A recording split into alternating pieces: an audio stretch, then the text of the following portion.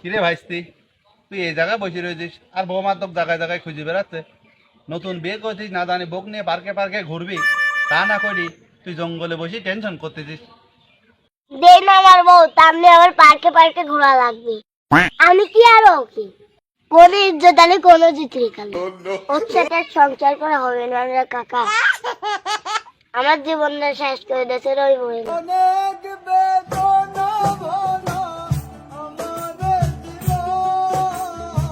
কে রে ভাইস্তি, তোকে বিয়ে দিলাম শুক্র শুক্র 8 দিন হলি না, তুই এখনই এই কথা করছিস কে?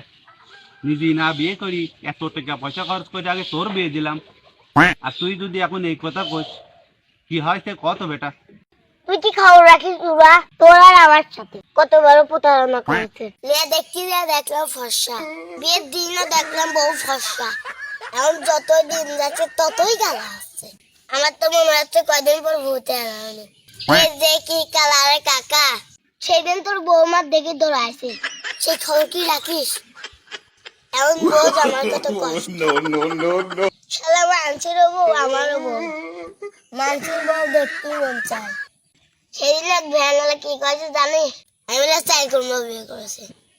এই কষ্ট নিয়ে আমি আর বাড়ি যাবো না রে কাকা। আমি পারি না আর পারি না, আমি কেন মরি না।